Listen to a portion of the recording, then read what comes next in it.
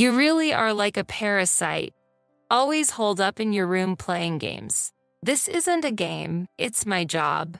I'm sick of your excuses. Hurry up and prepare dinner. I'm hungry.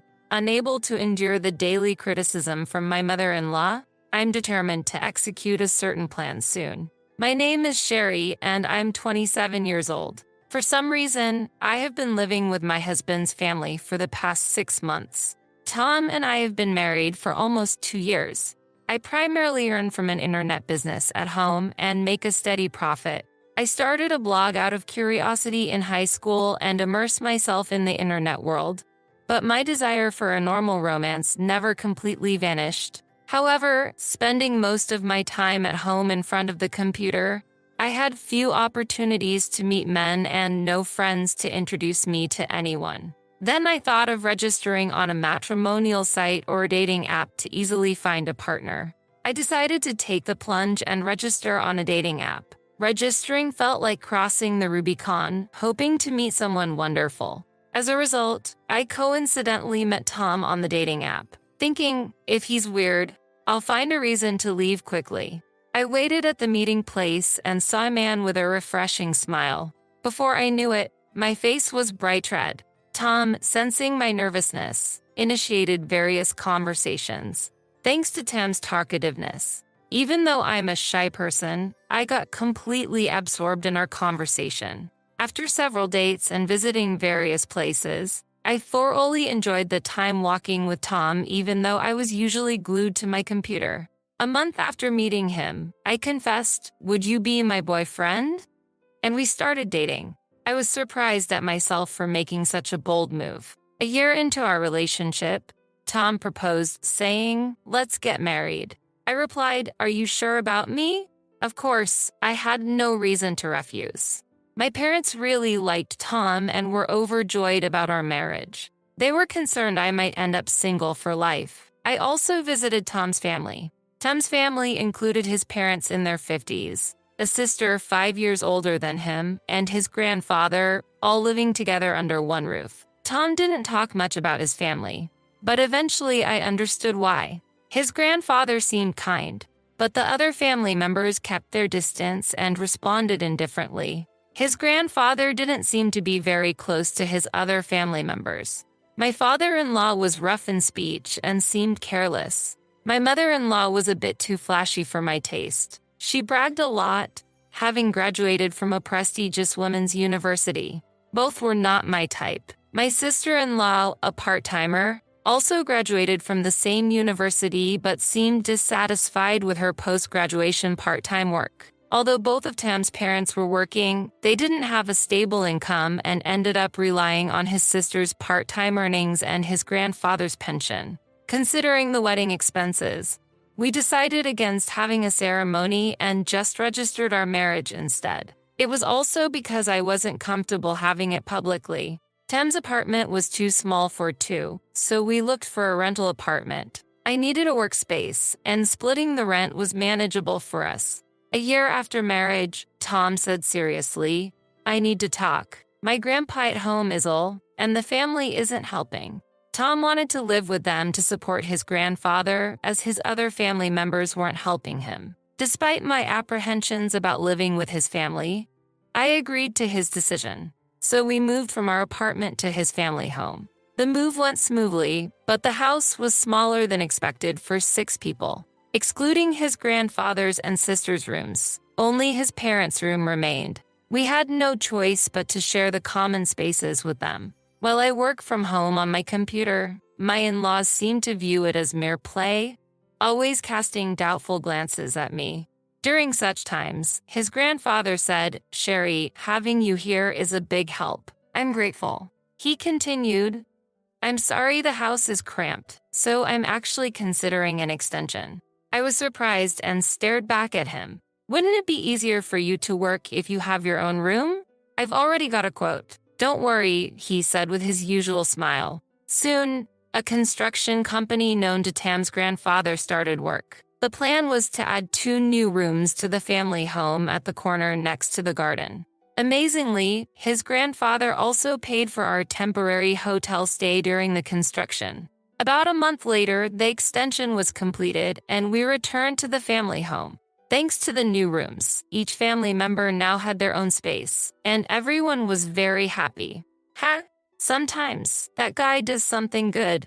My usually quiet father-in-law suddenly said that coldly. I couldn't help but feel incredulous and thought to myself, that guy. How could he refer to his own father like that? After starting life in the renovated family home, I realized several things anew. Just as Tom had said, his parents and sister really didn't help with anything. It was no wonder they couldn't care for his grandfather. Their rooms were always messy, never cleaned, and no one prepared meals. They just ate pre-made meals or boxed lunches in their own rooms.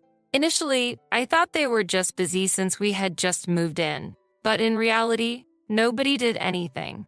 I had wondered why there was so much plastic trash, and now I knew why. Grandfather had given up on the situation and bought his own lunches.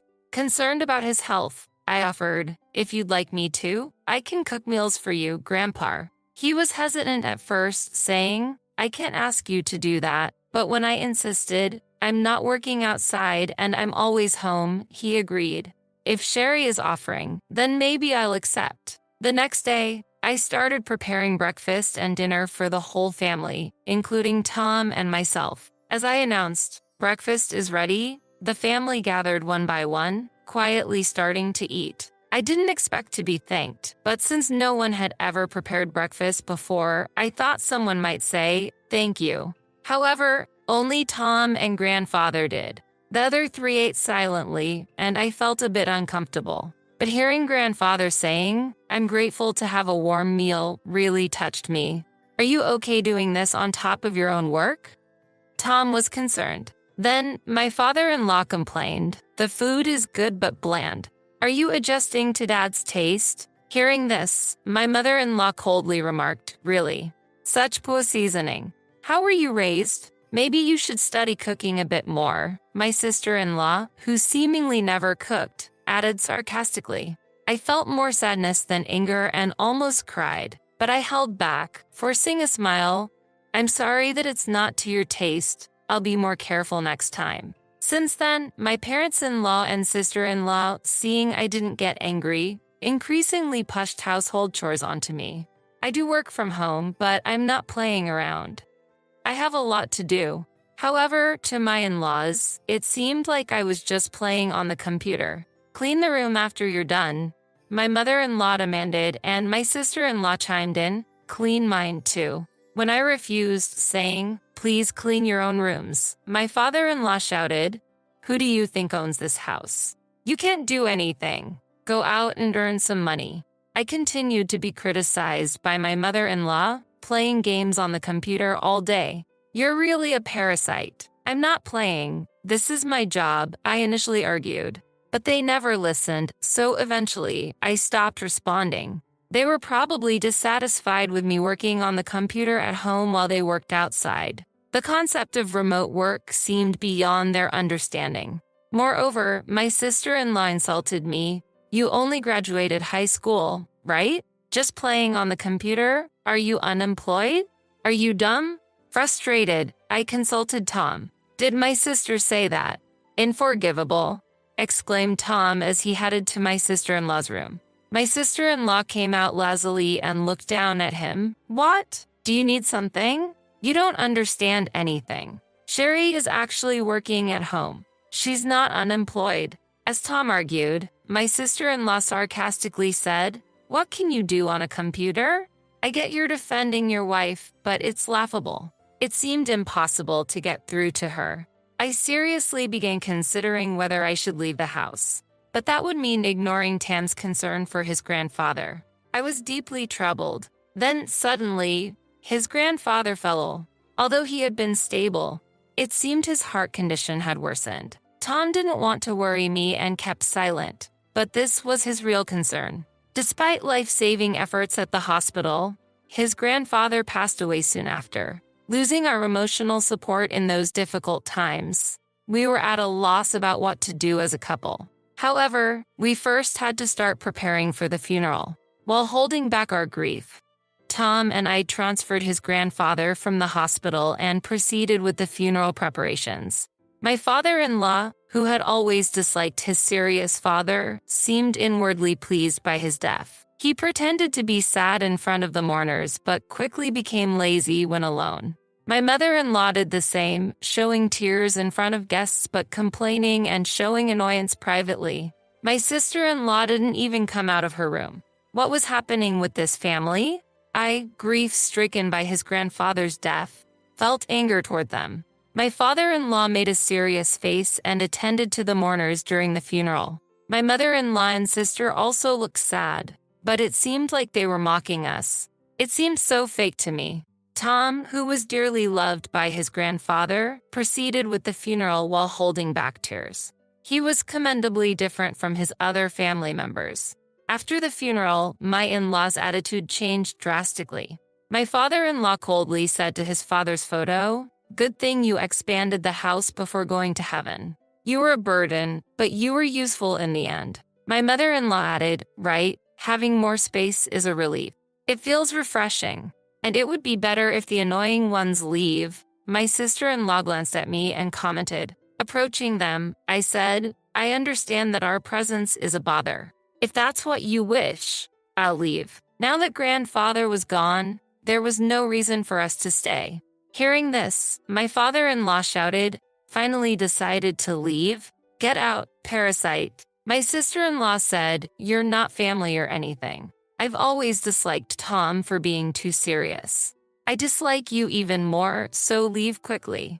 My mother-in-law continued, "You're bad at cooking and cleaning, neurotic and weird. Just leave quickly." I tried to remain calm and told them, "Okay, I'll leave, but wait for a week. I need to prepare for the move." Tom and I had already planned to leave the house. We had decided living with my in-laws was impossible and had already chosen a place to move to. We intended to take grandfather with us, but he passed away before that.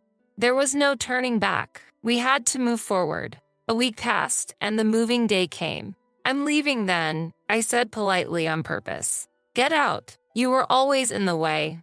My father-in-law rudely retorted, "You've been living in my house and can't even say thank you." He continued, "I'm leaving, but I've been paying the mortgage for this house," I counted, and he laughed it off disdainfully. "Unemployed people playing on the computer can't possibly pay the mortgage. Stop lying," he retorted mockingly. That's when Tom intervened. "Dad, you thought Grandpa was paying the mortgage, but it was actually too much for him. So, Sherry decided to take over it. The mortgage was in Grandpa's name, but Sherry had been paying for it." My father-in-law looked surprised and incredulous. "No way. How much is she earning anyway?" My father-in-law asked. I calmly replied, "Well, I earned about $20,000 last month." My mother-in-law and sister-in-law looked skeptical at my casual response, but it didn't matter to me. It was the truth. "Now that Grandpa has passed away, you, as the heir, will own this house," I said with a smile. My father-in-law raised his voice, of course. "What are you talking about?" Then I continued, "So, please take care of the inheritance tax. Oh, and don't forget about the remaining mortgage." My father-in-law turned pale. "What? You said you were paying the mortgage." "Yes, I was paying for it, but it was to help Grandpa. Now that he's gone, I'm not obligated to pay." My in-laws looked astonished at this revelation. My father-in-law hesitantly asked, "So, how much is left on the mortgage?" I deliberately didn't give a clear answer. Probably about $100,000. My father-in-law collapsed in shock. Also, all the furniture and appliances purchased during the renovation were bought by me.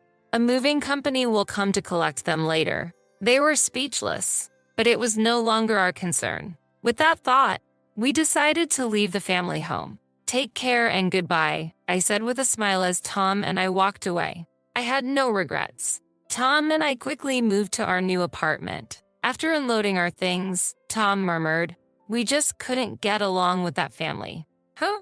I looked at Tam's face. Tom slowly began to open up. Grandpa was the only one who was always kind to me, like a real family. I was surprised at his words. Dad always told me to work. It became unbearable. But this is for the best. Tom said that with a relieved smile. By now, the family home would be bustling with the moving truck. Most things would be gone, except for the new furniture and appliances we bought. Maybe we were a bit harsh, but after being insulted for so long, it seemed hardly enough. Sometime after moving, the phone rang. It was probably from the family home. I deliberately ignored it a few times before answering. "Hello," I responded. From the other end, my father-in-law's angry voice came through. "Why is the inheritance tax so high? I never heard anything about it. I can't pay this, and the mortgage payments are so high. Plus the utility bills. What should I do?" I had anticipated my father-in-law wouldn't be able to pay. I knew the land prices in the area around the family home were rising. An increase in inheritance tax was easy to predict. Moreover, because my in-laws were all either regular or part-time workers, they were barely managing on grandfather's pension. They couldn't afford the mortgage payments. The extension was possible because I was paying the mortgage. "If you can't make the payments, you'll have to sell the house and use that money to pay," I suggested calmly. "Help us. We're family." I was wrong before.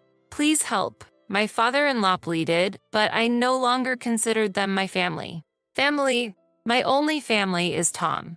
I also heard that Tom was adopted. "I've said we're no longer involved with you.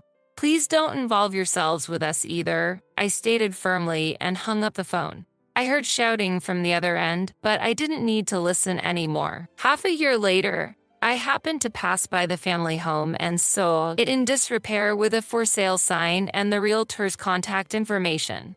It seemed the family home had to be sold due to financial difficulties.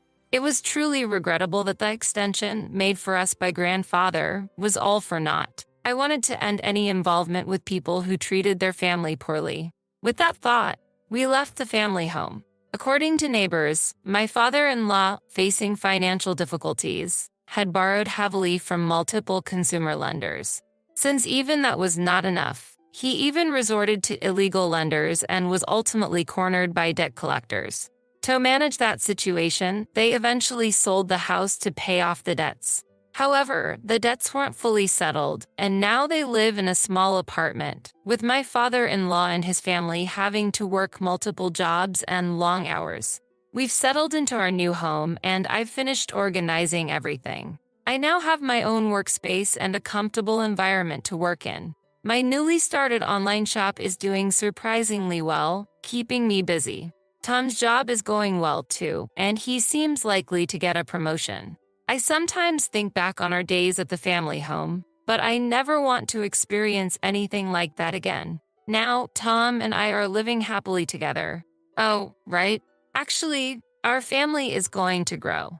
After moving, I felt unwell and visited the doctor, where I discovered I was pregnant. The baby is growing healthily inside me. Will it be a boy or a girl?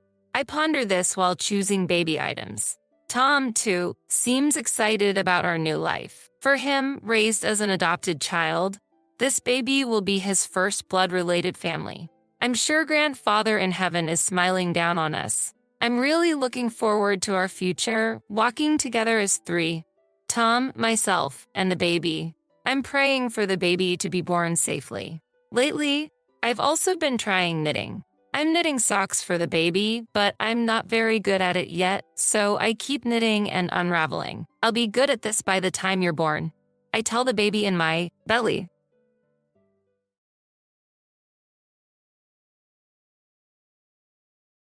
My name is Lindsay.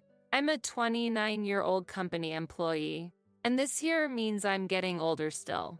I met Jake, a year older than me, through friends, and we decided to marry 6 months after we started dating. Jake, who made a name for himself in tennis during his student days, is an active person who continues to play tennis even now. As I was in the tennis club during my student days, we immediately found common ground together. Once we started dating, we would often play tennis together on the weekends. One day, after our date, Jake proposed to me, and we decided to get married. It's been almost 3 years since we got married. We don't have children, but we bought an apartment after getting married and have been living together ever since. Both of us work, and while we aren't struggling financially, we can't say that we're wealthy either. We're living a happy life. However, something happened between us that shattered my peaceful days. One day, Jake suddenly asked me to come to his parents' house. Surprised, I hurried there to find Jake, his parents, and an unknown woman waiting for me.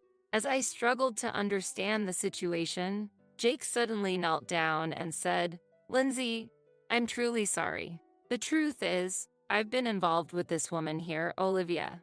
Last week, we found out that Olivia is pregnant. I feel responsible for her and the baby. So I think it's better that we separate. I'm sorry, but I want a divorce." Jake shocked me with this revelation.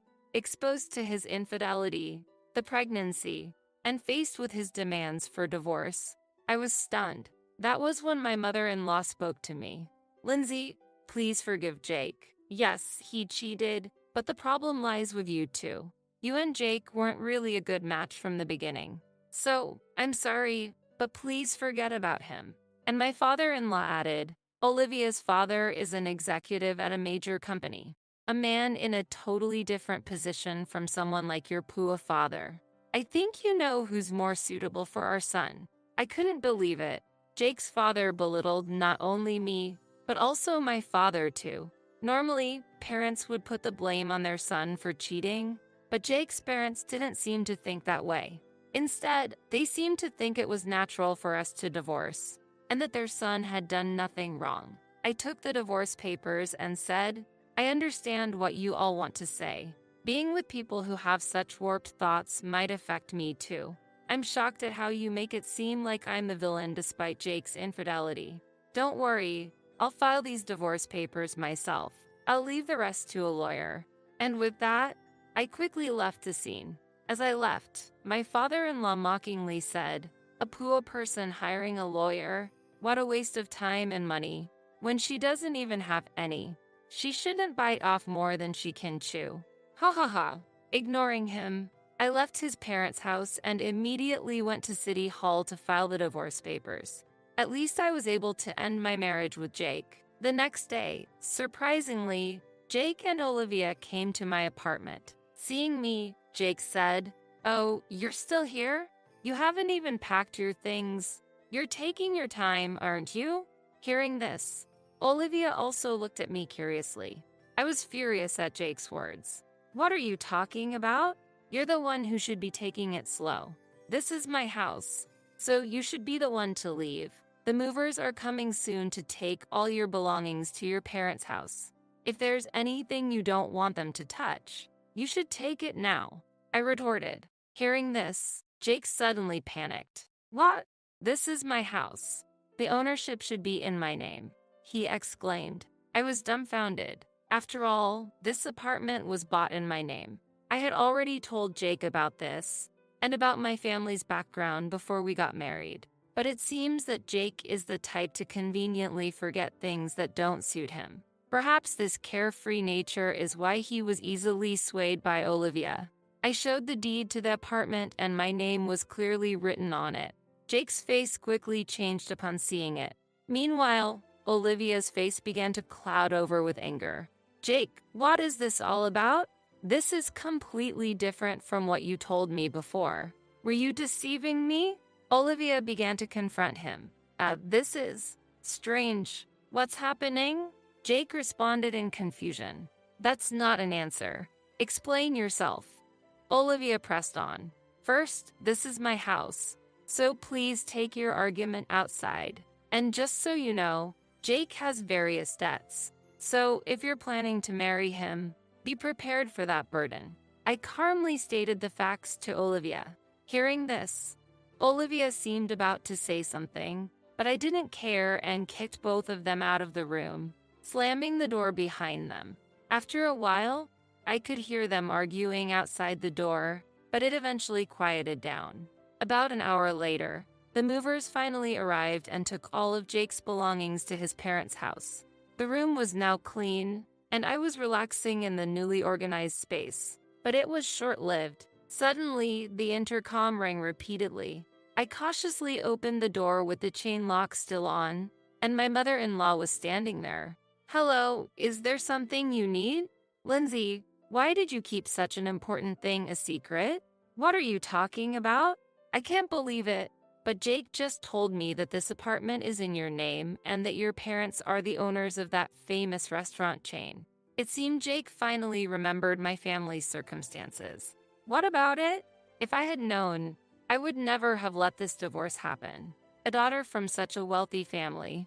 We would love to have you back in our family. Lindsay, please, reconsider and start over with Jake. I was shocked and at a loss for words at her outrageous request. I couldn't possibly agree to what she was asking. You really have a terrible way of thinking about things. Am I not a human being? Are you only interested in money? I'm sorry, but I don't want anything more to do with you. There's nothing more to talk about, so please leave, I said and attempted to close the door. But my mother-in-law, infuriated by my attitude, raised her voice in anger. Don't be so arrogant. I'm giving you my permission to reconcile your differences. Fix things with him right now. I won't leave this spot until you agree to get back together. Open this door immediately. She said this, pounding on the door repeatedly. I decided that I couldn't handle this alone and called the police. They came and took my mother-in-law away. Even as the officers were taking her, she was shouting something loudly, but I no longer cared to listen to her words. There was a reason why my in-laws were unaware of my family's business background. My father, coming from a poor background since childhood, continued to live modestly, even after becoming a company president. He never considered buying branded clothes. He always took great care of his belongings and used them for a long time. Hence, at our wedding, he wore a suit he had bought decades ago. Seeing this, my in-laws assumed that my father was not financially well off and misunderstood his restaurant chain as a small, privately owned business. As a result, they never delved deeper into my father's business. Time went by without them understanding the true circumstances of my family. Days after managing to send my mother-in-law home, Jake tried to persuade me to reconcile our differences. His persistence was incredibly exhausting. It was surprising how insistent he was, despite the fact that he was the one who proposed the divorce. He seems to have a talent for quickly forgetting inconvenient truths. I opened the door, keeping the chain lock on, and Jake, upon seeing me, began to speak with teary eyes. Lindsay, please, let's give it another try. Everything is my fault. I'm truly sorry. I still love you. Let's be together again. He then explained a sudden turn of events. Olivia had apparently approached Jake aiming to get his house, pretending to be pregnant to sway him. However, once she learned about Jake's considerable debts, she gave up and fled, and now Jake was coming to me to seek reconciliation. Huh? What are you saying? I don't know anything about that. How can you say that? After you cheated and brought up divorce, now that she's left you, you want to get back together? There's no limit to your audacity. I have no intention of getting back together with you. Don't ever come here again. I refused Jake right there and then. Surprisingly, he quietly left. However, this was not to be their last attempt. Days later, Jake's entire family unexpectedly showed up at my workplace. They were shouting, "Bring out Lindsay. Get that woman out here. We know she's here," causing chaos in the office and leading to the security guards being called. I stood there, dumbfounded by the situation. But they wouldn't have things their way any longer. I worked at the headquarters of my father's company, and that day, my father was also in the office. All of my colleagues also supported me. Hey, what are you doing? This is my company. Don't just barge in and make a scene. I know everything you did to demean my daughter. Don't ever come near her again, and never set foot in this company again. My usually calm father shouted furiously at my ex-in-laws. Everyone, including the employees and Jake's family, must have been surprised at the anger of my father, who usually only shows his gentle and calm side. Sorry. We're really sorry. Jake's family desperately apologized. My father's stern words had immediately quieted them down. As they were being escorted out by security, My father shouted in a strong voice, "Don't you ever come here again, and never do something like this again. I won't allow it. You understand?" Hearing this, I couldn't stop myself from crying. I felt a deep sense of gratitude that my father had gotten so angry for my sake. Later, through the company's legal advisor, I decided to seek damages from Jake's family. I sought damages for the divorce due to Jake's infidelity, for his persistent attempts at reconciliation after the divorce, and for the disturbance at my workplace. The total amount was substantial, and I eventually received payment from them. I also made them sign a written agreement promising never to come before me again. Jake's family's state of affairs rapidly declined thereafter, chased by the money owed to me and Jake's existing debts. They ended up selling their home and moving far away. In town, the story spread that Jake had committed adultery, divorced his wife, and after being abandoned by his mistress, attempted to reconcile. Facing such embarrassment, they could no longer stay in this town. While I felt a bit of sympathy for them, I also knew that everything was a consequence of their actions, so it was clearly deserved. Jake's family never appeared before me again. Finally, I was able to resume my peaceful days. However, my father had harsh words for me as well regarding what had happened. He blamed me for not recognizing before the marriage that Jake was a person who would commit adultery and accrue debts. Certainly, while Jake was at fault, my lack of insight was also partly to blame. Unable to argue with my father, I felt disappointed and disillusioned with marriage. I felt that I needed to give my heart a break. However, about a year later, I decided to marry my colleague, Matt. Matt was sincere and earnest in his work, trusted by everyone. I was initially attracted by his personality, but as we started dating, I was also drawn to his lifestyle. His life was surprisingly simple. He never indulged in branded items, used everyday things for a long time, but generously spent money and spoiled me on dates. His behavior was very similar to my father's. My father, who usually saves money, would splurge on family trips, bringing us joy. I deeply loved and respected my father. Realizing Matt's actions were similar to my father's, I felt that I could be happy with him in the future. Therefore, I decided to marry Matt. I was worried about being scolded by my father for remarrying within a year of my divorce, but his reaction was surprisingly positive, probably because he had heard of Matt's reputation at work and knew of his character. There was nothing bad said about Matt, and from my father's perspective as the company president, Matt seemed to be performing exceptionally well. "I feel confident that Matt will take good care of you, Lindsay," my father told me happily. Matt and I were happily married. Not long after our marriage, we discovered that I was with a child. The happiest person to hear this news was undoubtedly my father. I was so glad to see my father happy. Reflecting on my time with Jake, where we didn't have children even after 3 years of marriage, it seemed like a stroke of luck. Matt and I plan to take over the company in the future. We are currently learning the basics of management from my father. Although there are many challenges, we accept that they are our responsibility as successors, and we are working hard together. We believe that we will need even more effort for the sake of our upcoming child, despite all that's happened. I am now very happy. Together with my family, we intend to firmly support this company in the future.